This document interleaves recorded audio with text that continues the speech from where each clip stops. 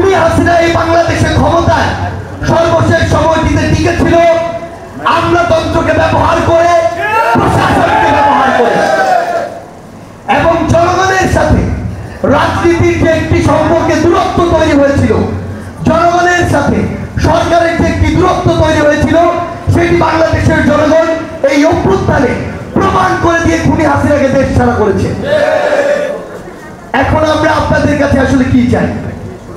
চাওয়া যেমন আপনাদের রয়েছে বাংলাদেশের মানুষের পক্ষ থেকে, অভ্যুত্থানের স্পিরিটের জায়গা থেকে আমাদেরও কিছু গুরুত্বপূর্ণ চাওয়া রয়েছে। আমরা আমাদের জায়গা থেকে অবশ্যই চাই যারা নিজের যোগ্যতায় ফ্যাসিস্টদের বিরুদ্ধে লড়াই করে, সংগ্রাম করে জনগণের ম্যান্ডেট নিয়ে কাউন্সিলর নির্বাচিত হয়েছে, তারা জনগণের প্রতিনিধি হিসেবেই থাকুন। কিন্তু আপনাদের জায়গা থেকেও এই নিশ্চয়তাটুকু আপনাদের জায়গা থেকে দিতে হবে, এই যে আপনাদের সাথে আমরা একটি কমিটমেন্ট করে আপনাদের হয়ে কথা বলবো, লড়াই করব, সেই কমিটমেন্টের মর্যাদা আপনাদের রাখতে হবে।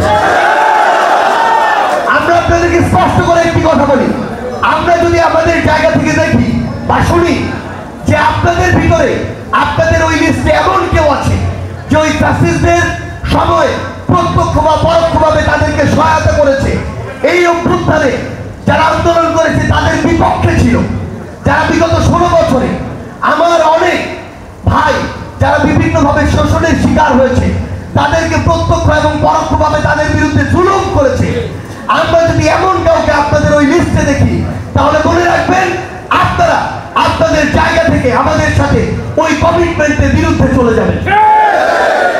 আমরা আমাদের জায়গা থেকে স্পষ্ট কিছু কথা বলি, আমরা আমাদের জায়গা থেকে দাবি তুলব যে আমরা আসলে প্রশাসন দিয়ে দেশ চলতে দেখতে চাই না। আপনারা আমলাতন্ত্রের তাদের যতটুকু টেরিটরি তারা সেখানে কাজ করবে, জনপ্রতিনিধিরা জনগণের সাথে তাদের যতটুকু কর্মপরিধি সেখানে কাজ করবে। এই কম্বিনেশন যদি না থাকে তাহলে দিন শেষে যেভাবে রাষ্ট্রের ফাংশন করার কথা সেভাবে ফাংশন করা সম্ভব নয়। আমরা আমাদের জায়গা থেকে যেই জিনিসটি পেতে চাই, আপনাদের মধ্যে এমন কারো কথা যেন আমরা আগামীতে না শুনি যারা ক্ষমতা পেয়ে সেই ক্ষমতার আবার অপব্যবহার শুরু করেছে। একটা জিনিস মনে রাখতে হবে, হাসনাত তার কথায় বিস্তারিতভাবে এই কথাটি বলে গেছে, জনপ্রতিনিধিরা যেভাবে জনগণের সাথে সম্পর্কিত, তাদের দুঃখ কষ্ট যেভাবে বুঝে, তাদের দুর্দশা যেভাবে বুঝে, তাদের সাথে যেভাবে মিশে, এটা কোনো আমলা কেন যারা ওই বিভিন্ন অফিসে বসে থাকে, যত বড় অফিসারই হোক না কেন, তাদের পক্ষে বোঝা সম্ভব না। একইভাবে আমরা আমাদের জায়গা থেকে শুধু একটি কথাই বলি যে স্থানীয় সরকার এবং এই সম্পর্কিত যে মন্ত্রণালয়, সেখানে আমাদের এই অভ্যুত্থানের অন্যতম একজন সহযোদ্ধা আসিফ মাহমুদ সচিব ভুইয়া সেখানে উপদেষ্টা হিসেবে দায়িত্ব পালন করছেন।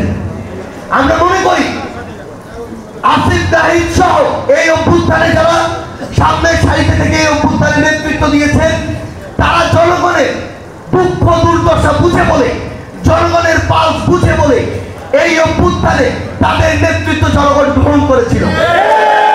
এই অভ্যুত্থানে তাদেরকে সামনে রেখে, তাদের উপরে আস্থা রেখে জনগণ রাজপথে নেমেছে এবং খুনি হাসিনাকে দেশ ছাড়া করেছিল। কেউ যদি অবৈধভাবে 1 টাকা উপার্জন করে, আমরা তার বিপক্ষে দাঁড়াবো। বাংলাদেশের ব্যক্তি মানুষ হিসেবে কোন প্রতিনিধি না, আমাদের অনেক সমস্যা রয়েছে। বড় বড় কথা বলি, সমস্যা হলে রাজনৈতিক দলকে ধুয়ে দেই, সরকারকে ধুয়ে দেই, বুদ্ধিজীবী শিক্ষক সবাইকে ধুয়ে দেই, নিজের জায়গা থেকে ঠিক হই না। আমরা বলি এই কাউন্সিলর কেন এই ব্যবসা করে টাকা দিচ্ছে, এই কাউন্সিলর এই জায়গায় টেন্ডার নিয়ে বিভিন্নভাবে চাঁদাবাজি করছে।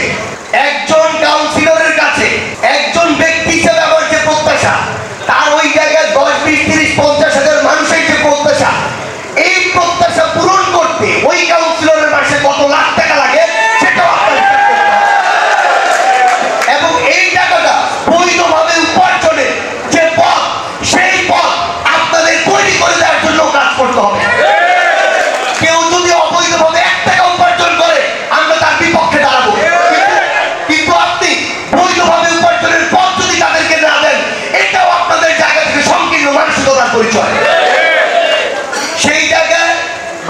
শুধু কাউন্সিলর নয়, পুরো বাংলাদেশ একজন মেম্বার হোক, চেয়ারম্যান হোক, এমপি হোক, মন্ত্রী হোক, বাংলাদেশের বর্তমান পরিস্থিতি বিবেচনায়, অর্থনৈতিক কাঠামো বিবেচনায়, মানুষের খরচ বিবেচনায় নির্দিষ্ট একটি পদে একজন জনপ্রতিনিধি মাসিক যে একটি খরচ হয় তেমন একটি স্ট্যান্ডার্ড খরচ তাকে সম্মানী ভাতা হিসেবে অবশ্যই দেওয়া উচিত।